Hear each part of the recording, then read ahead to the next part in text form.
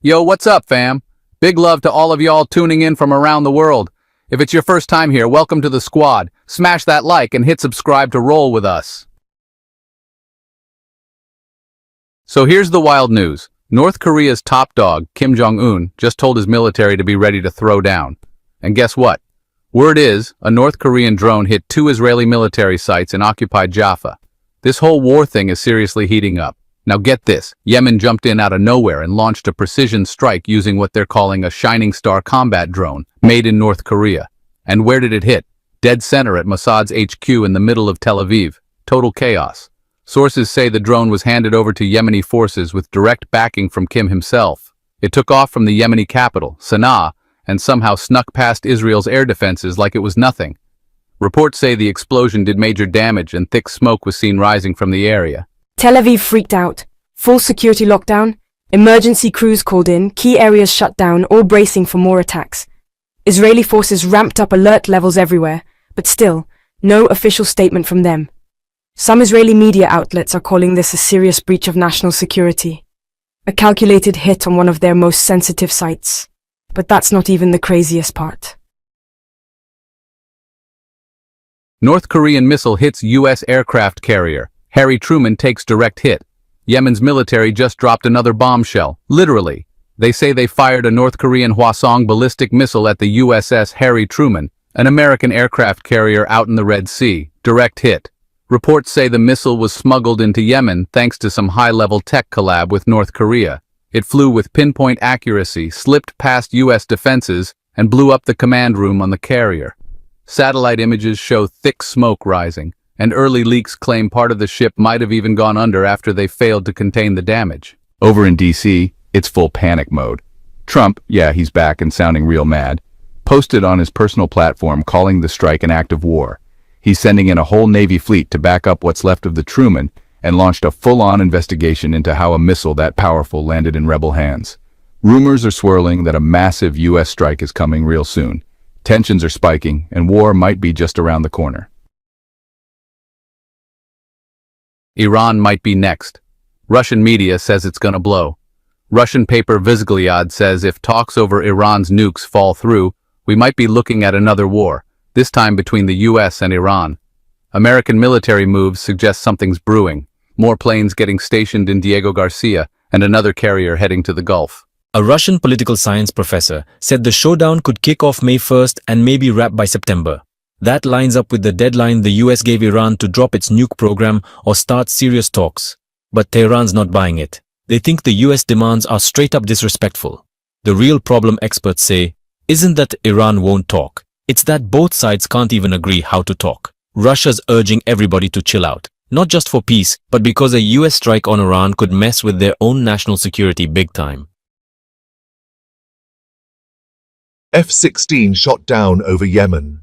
And to top it all off, Yemen says they just shot down an American F-16 over northern Yemen. The jet was on a bombing run, hitting multiple targets and causing civilian casualties. But Yemeni forces pulled out an old Soviet-made SAM, yeah, old school, and nailed it. That missile might be vintage, but it got the job done. Yo, wild developments. US jet downed Tel Aviv hit and Trump drops a bombshell on Bibi. Alright fam, buckle up, here's what's poppin'. So, Yemeni forces just shot down a U.S. jet in some remote zone. Boom, gone. It's a major hit to the U.S. military, not just because they lost the plane, but because Yemen did it using some old Soviet-era missiles. Yeah, vintage tech taking down modern warbirds. That's gotta sting.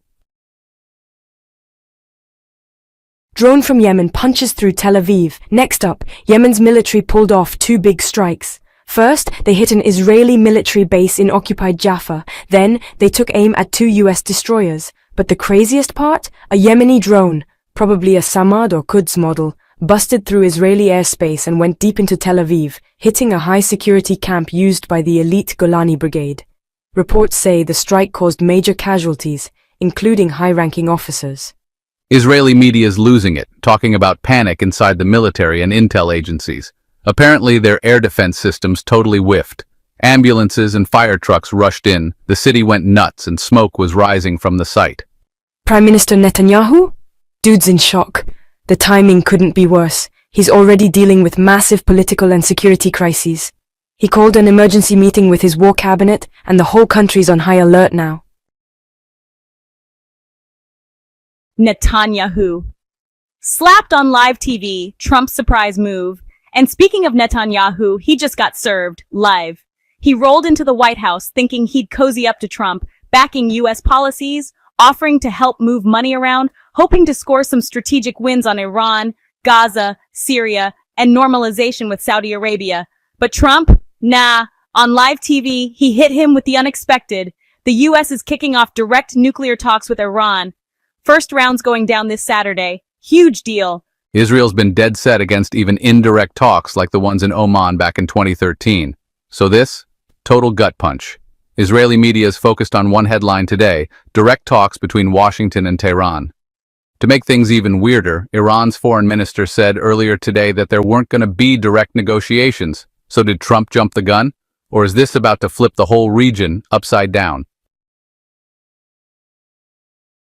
Yemeni Quds missile lights up U.S. aircraft carrier. Then boom, another big one. Sources say Yemen launched a Quds cruise missile that nailed the USS Harry Truman right in the Red Sea. Fires broke out all over the deck, and early assessments say the structural damage might be beyond repair. The missile slipped right past all those radar systems and defense layers, hitting one of the ship's most critical areas. Ops completely shut down. No air missions, nothing. Trump came out hot, calling the strike a serious provocation, sending another carrier out and demanding a full review of America's military game plan in the region. Some countries are warning this could blow up into a wider conflict, while others are calling it a shift in power.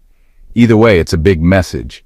Non-traditional forces now have weapons that can take out America's biggest assets.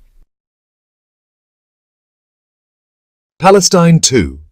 Missile hits Egyptian cargo plane in Tel Aviv. Just when you thought it couldn't get wilder, Yemen's military says it fired a new Palestine 2 ballistic missile at Ben Gurion Airport in Tel Aviv. Target: an Egyptian cargo plane. Hit confirmed. Officially, the plane was carrying food aid, but there's serious suspicion it was smuggling weapons to Israel. Yemen's statement made it clear this was part of their payback strategy against US aggression in the region, and they're going to keep hitting suspicious planes. Egypt's keeping quiet, but insiders from the airline deny there were any weapons on board. Either way, this Palestine 2 missile? It's the newest in Yemen's arsenal, with better accuracy and a nasty blast radius. It's now a serious player in this growing conflict. That's it for now, folks. Thanks for watching, and don't forget to smash that like, hit subscribe, and turn on notifications. This is X News, bringing you the real, raw, and relevant. Catch y'all in the next one. Stay safe out there.